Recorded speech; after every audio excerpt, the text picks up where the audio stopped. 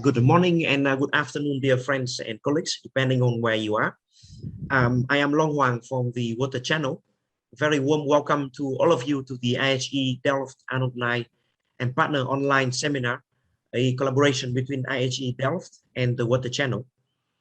This seminar consists of a collection of presentations by our speakers. It is geared towards a broad audience in different domains of expertise. In today's webinar, we will feature a very interesting and relevant challenge in dealing with climate change impacts. And that is the question of how to create actionable forecast information so that we can all prepare ourselves to deal with the challenges. The presentation will show insights and experiences working with farmers to develop accessible weather and climate forecasts. And this is the result of an interesting research project funded by the NWO, the Dutch scientific organization called the WATERAPPS project. And it is our pleasure to introduce to you our speaker of today, Dr. Uthpal Kumar. Dr. Kumar is a postdoctoral researcher at the Water Systems and Global Change Group of Wageningen University here in the Netherlands. He is also the co-founder of Delta Research Initiative, a transdisciplinary research platform focusing on water, climate, ecosystems and development studies in the Delta area. And Delta Research Initiative is based in Bangladesh. Dr. Uthpal has extensive experience working in development organizations, as well as in research institutions internationally.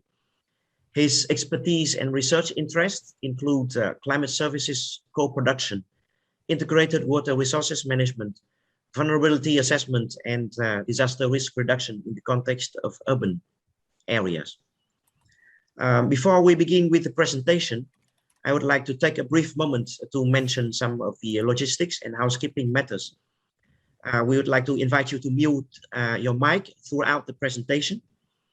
We welcome you to have interactions with our speaker by posting questions in the chat box, and we will collect all of these and address them in the Q&A session that will follow. All the information and recording of our webinar will be available at the Water Channel website, as well as the IHE dedicated website. And without any further ado, I would like to invite Dr. Uthpal Kumar to start with his presentation. Thank you, Dr. Long. Thank you for your introduction and introduction. I like to good morning and good afternoon to the audience based on the time zone. So welcome to the webinar. I will share some experience on how we work with farmers to access weather and climate information services to lead informed decision making. So I basically work in the WATERAPPS projects based in Bangladesh, but WATERAPPS project also implemented in Ghana in the Accra Delta. So welcome in my presentation, and as Long introduced me, I'm a postdoctoral researcher currently working based in Bangladesh. So yeah, thank you, Long. So before going into my full presentations, I would like to share a impression video. So with this video, we actually catch up some experience. And it is about 4 minutes. So welcome this video and then I will go for detailed presentation. নমস্কার, আমি ইলা গাঙ্গুলি, বসিরাবাদ, গটিয়াকাটা, খুলনা। আমি BA pass. মূল কথা, আমি এখন কৃষিকাজের সাথেই সংযুক্ত। পাশাপাশি আমি একজন কৃষি প্রশিক্ষক। আমি 4 বিঘা জমিতে ধান, ন্যূনতম 20 শতক জমিতে সবজি ও নিচে মাছ চাষ করি। আমি প্রায় 100টির মতো হাঁস মুরগিও পালন করি। আমি যে সবজি উৎপাদন করি তাতে জৈব সার বেশি প্রয়োগ করা হয়, রাসায়নিক সার খুবই কম প্রয়োগ করা হয়। তাই আমি মনে করি আমি যে খাদ্য উৎপাদন করি তা স্বাস্থ্যসম্মত। এই খাবার আমার পারিবারিক পুষ্টি মিটিয়ে অতিরিক্ত যেটা থাকে সেটা আমি বিক্রি করে অর্থনৈতিকভাবে স্বাবলম্বী হই।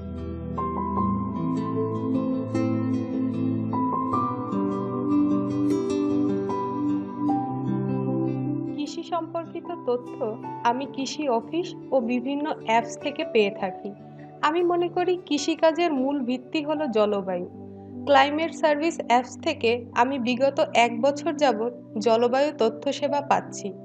এই অ্যাপস ব্যবহার করে মোবাইলে SMS এর মাধ্যমে 7 দিন, 15 দিন ও 3 মাসের আবহাওয়া তথ্য যেমন তাপমাত্রা, আর্দ্রতা, বৃষ্টি, বাতাসের গতি, বজ্রপাত ইত্যাদি জলবায়ু সম্পর্কিত তথ্য সম্পর্কে জানতে পারি।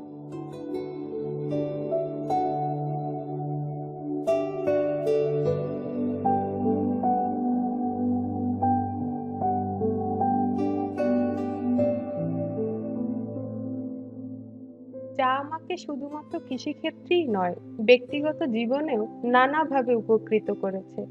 আবহাওয়া পূর্বাভাস জানা থাকলে আমি কখন ধান রোপণ করব, বীজতলা তৈরি করব, কখন জমিতে সার দেব, আগাছা পরিষ্কার করব এবং সবজি খেতে প্রস্তুতি ও সতর্কতা অবলম্বন করব তার সিদ্ধান্ত নিতে পারি।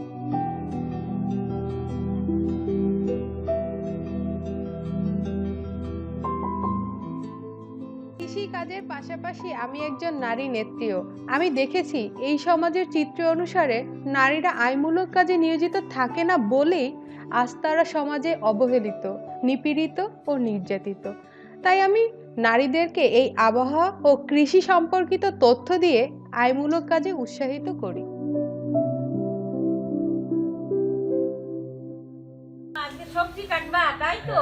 আজকে হচ্ছে তোমার সূর্য থাকবে, মেঘাচ্ছন্ন কিন্তু থাকবে, ঠিক আছে? বর্তমানে আমি কৃষিকাজে সিদ্ধান্ত গ্রহণের ক্ষেত্রে লোকায়িত জ্ঞান ও বৈজ্ঞানিক জ্ঞান দুটি তথ্য মিলিয়েই সিদ্ধান্ত নিই, যা আমাকে কৃষিক্ষেত্রে সঠিক পদক্ষেপ নিতে সহায়তা করে। যখন আমরা এই কৃষি সম্পর্কিত তথ্য পেতাম না, তখন আমরা কৃষিকাজে অর্থনৈতিকভাবে ক্ষতিগ্রস্ত হতাম। বর্তমানে এই তথ্য সেবা পেয়ে আমি নিজে উপকৃত হয়েছি এবং অন্যদেরকেও এই তথ্য দিয়ে সহায়তা করতে পারছি। এই তথ্যগুলো যদি সকল কৃষকের কাছে যদি পৌঁছে যায়, তাহলে আমি মনে করি সাস্টেনেবল কৃষি অবশ্যই অবশ্যই একদিন হবে। এবং বর্তমান যে জলবায়ু সেবাটা আমরা কৃষকরা পাই, এটা আমাদের কৃষকদের জীবনযাত্রার মান উন্নত করেছে এবং কৃষিকে আরো সমৃদ্ধ করেছে। আধুনিক তথ্য প্রযুক্তি কৃষকদের অর্থাৎ আমাদের নারী কৃষকদের জীবনে আশীর্বাদ স্বরূপ বলে আমি মনে করি।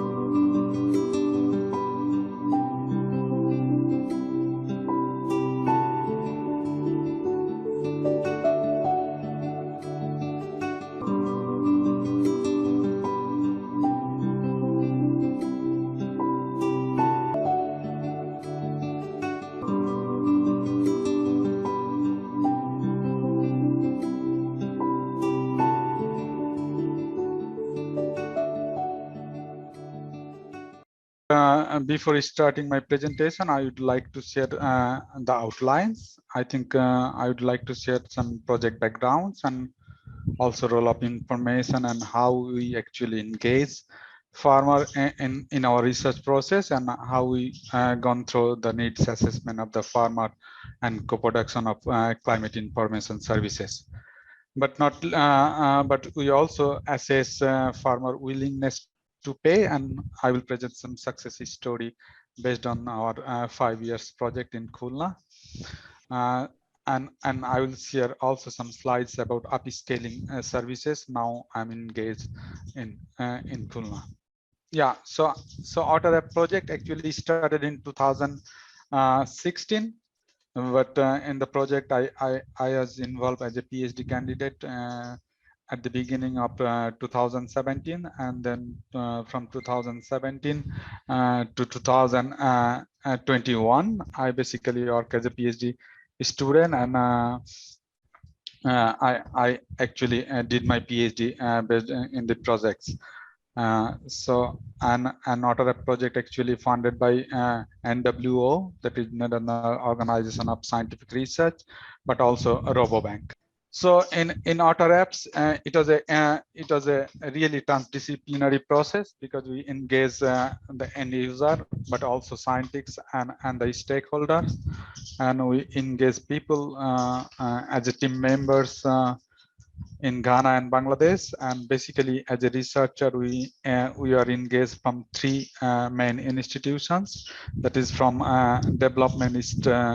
University of Development Studies, Ghana, and Khulna University from Bangladesh, and also Wageningen University from the Netherlands. So we are a really integrated team. We are together around 5 years, and we achieved some successful outcome based on our project in Ghana and in Bangladesh.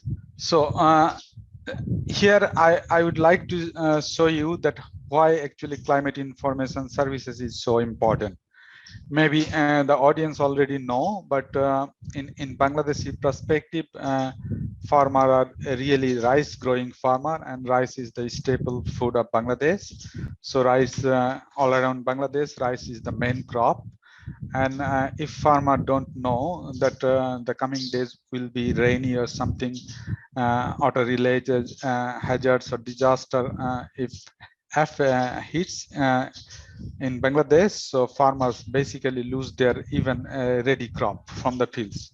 So this picture actually showing that even farmer harvested paddy, growing paddy, and it was heavy rain and it was flooded. So you can see the small picture below. You can see the rice, actually mature rice was germinated overnight if it was a heavy rainfall and flooded during drying period. So basically, I like to exchange this idea that smallholder farmers often suffer from triple injustice, because in terms of climate justice, we often see that smallholder farmers are really not responsible to change climates. But they are the final victims of climate change impacts. And as a society, as a educated, as a researcher, if we cannot play our vital role for the smallholder farmers to save their crop, to help their decision makings, it will further actually affect farmer, and it will impact the smallholder communities and even impact their food security and livelihoods. So I like that if we cannot take climate actions, say for climate information services, then it's a triple injustice of climate change. So what is the difficulties? What is the problem in the existing services? So in the existing services, climate services in Bangladesh, actually it's not time specific. Sometimes it has very short time scales, but also the forecast actually provided by the National Meteorological Agency or other organizations, relevant organization, is not trustworthy to the farmers, and it's often comes late. So this type of the national services is still not pro poor and pro farmers, so it's actually impact on life and livelihood of the farmers. So we try to help farmers through that, how we could co-design the existing services so that we can better help farmers to take informed decision making to reduce their disaster risks or hydroclimatic disasters. So this is an example that super cyclone Cedar, actually it hits basically it hits southwest Bangladesh, Orsley, in 2007. So during that period, this picture is really is very sad, that how people and the animal livestock actually died due to during super cyclone in 2007. But in the next photo you can see, and cyclone Amphan happens in 2020. So if you compare these two pictures, that cyclone Cedar actually impact hits Khulna in 2007, but cyclone Amphan hits Khulna in 2020. It's still lots of damages, lots of impact on livelihoods of the smallholder farmers, smallholders in southwest Bangladesh. So we see that still our climate services is not enough to take to help farmers to take early actions to reduce their impacts. So this photo is nice to compare that still from 2007 to 2020, still farmers suffer a lot from climatic hazards in Bangladesh. So then we claim that the role of available information, climate information, is still poor in the Bengal Delta and in managing hydroclimatic risks. So if you are interested to our research, then you can go through our published paper provided in the link. Yeah. So this is a recent example that science is large part it about helping people to see the invisible. Then what is the use of a perfect forecast if people is supposed to on cannot see the danger they are in? Actually, Hancock recently, actually, it was a published news in the newspaper on the recent flood in Germany. So as a scientist, we try to help people to see the invisible danger, but still I heard even from the news that forecast was almost perfect in Germany, but people actually cannot see the invisible danger they are in. So that's why we are trying to say that co-production and co-communication and actually participatory development of the information services is more important rather than just producing the accurate science or exact science. So bridging science and society is really a challenging matter. Yeah. So to overcome the existing science society gap, we really try to engage the end user, but also other stakeholder to analyze the needs during our research of WATERAPPs. So we try to engage farmers as well as other stakeholder to assess their needs. So here is the picture. You can see that how we actually interacted with farmers through participatory process. Can I have the next slide? So, but during needs assessment, we often claim that needs assessment is a participatory process, but we also found that for climate services co-production, needs assessment is not a single step process.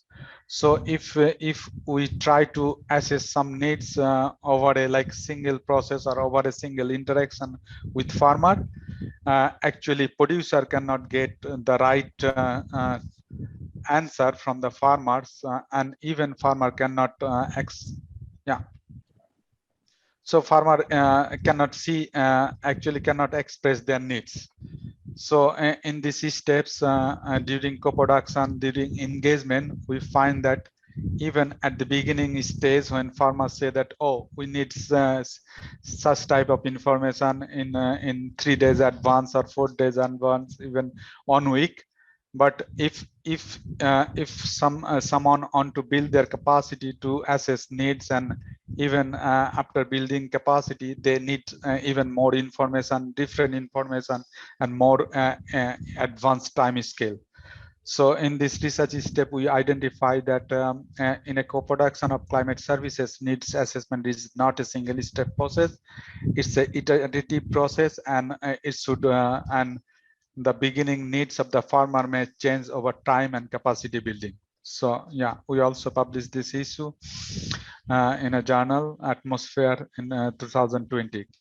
So this is basically what we found, that a farmer, when we interacted at the beginning stage, their information needs, and then after a year, after building capacity, farmer actually express different types of information needs than they ask in the beginning. So this actually bar graph showing that how it can differ during initial stage of interaction and final stage of interaction and capacity building.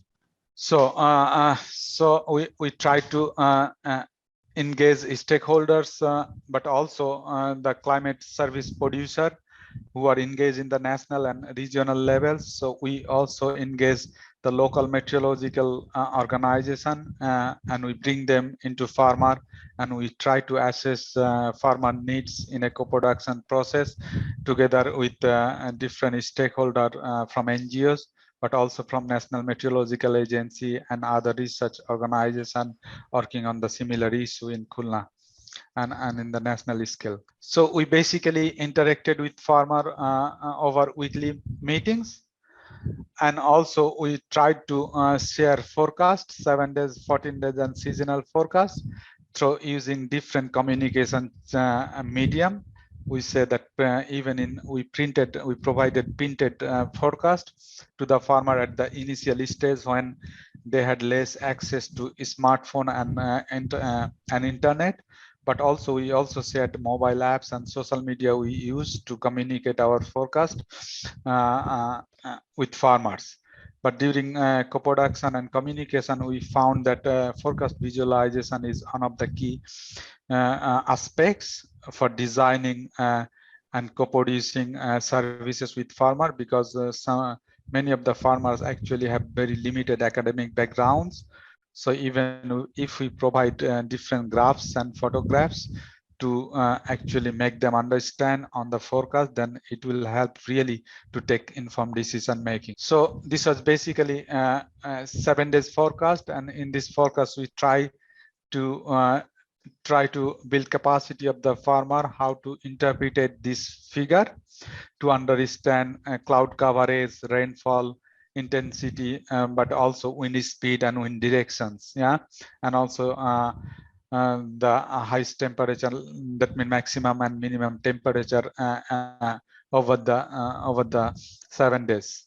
So this forecast basically helped farmer. We interacted over 3 seasons. So in 3 seasons, actually farmer build their capacity to interpret this type of visual forecast without having a very like higher education or academic background. So even 14 days forecast was most easy and easy to understand in which day it would be highly rainy or less rainy, but also what is the probability of happening a rainfall event in percentage. So if you see, this is a 14 days forecast, so farmer can take their really informed decision making based on understanding on the which day would be rainy or not rainy, or what is the chances of rainfall and the amount of rainfall. So this forecast actually farmer learn during the capacity building to interpret this forecast. And finally, we shared farmers about the seasonal forecast. Basically, we build their capacity to understand the 3 months forecast. It's about season, that how would be the coming season, rainy or dry, or would be the heavily temperate or not temperate. It's basically this graph. From this graph, farmer learn to interpret it, whether in which month it would be in average condition, or it's worst condition, or even rainy condition. So these 3 types of forecast we basically shared with farmers during our co-production. Yeah. So based on our co-production process, because we shared that 3 different actually forecast diagram that is actually selected based on the farmer opinion, and also we interacted with farmers over the season and over the years. So from our forecast co-production, actually we try to assess some impacts, that how this type of forecast actually help farmers.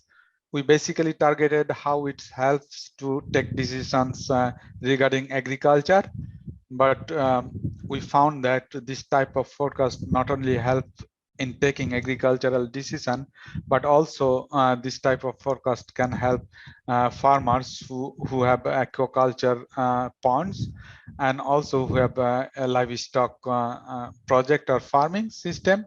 And also this type of forecast even can help farmers during socio-cultural affairs.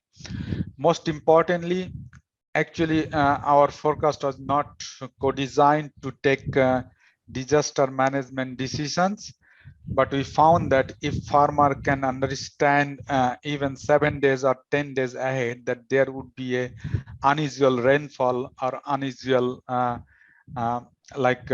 cloud coverage or wind speed, then farmer can understand that it will be happen something extreme events.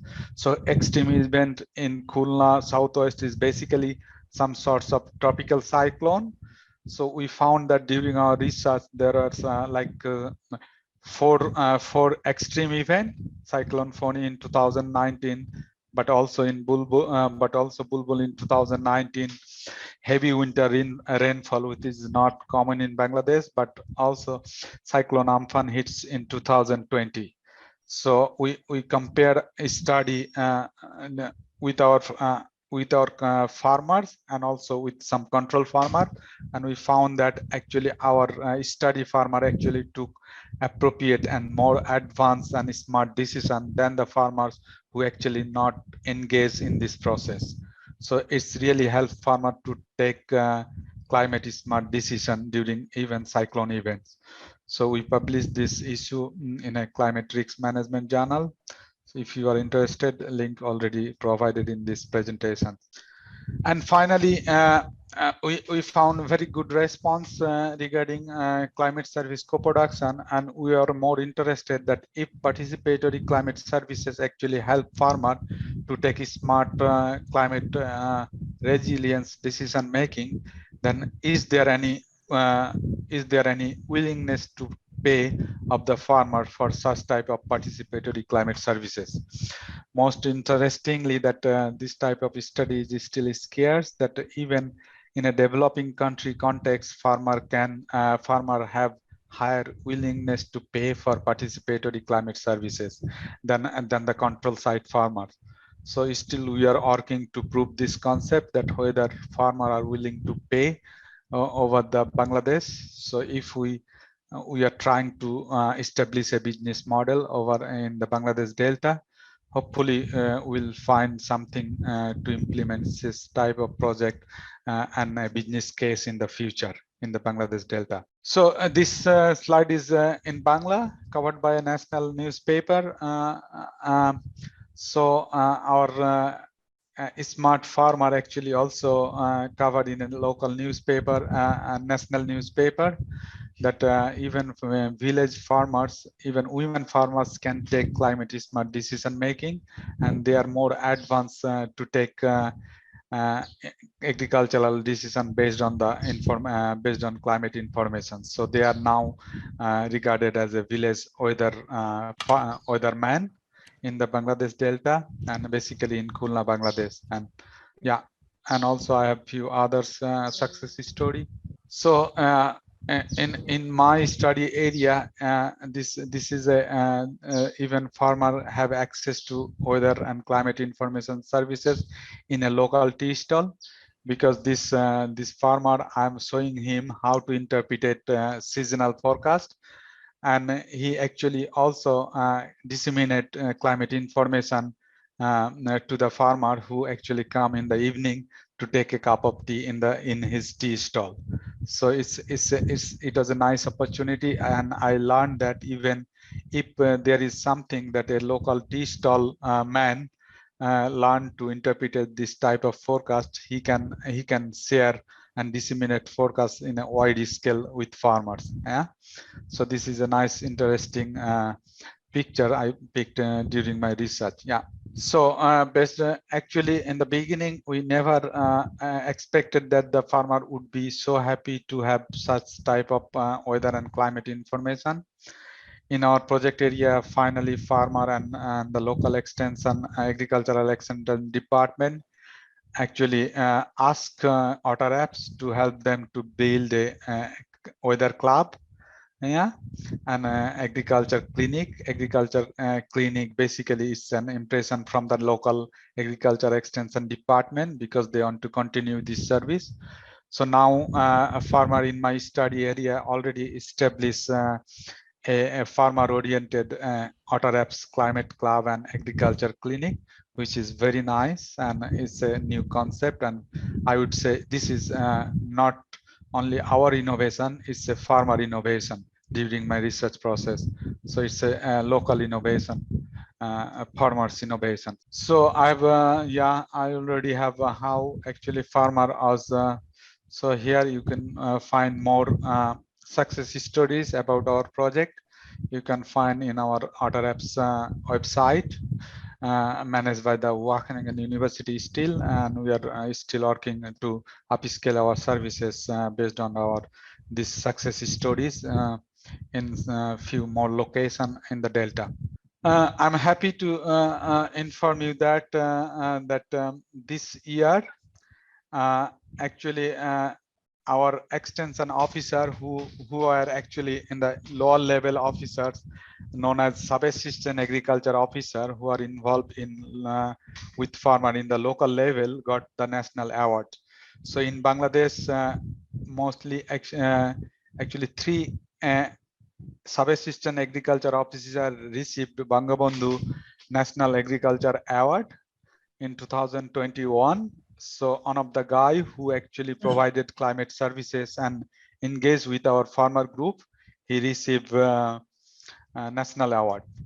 We claim that that actually our climate information services and also contributed in his award winning process.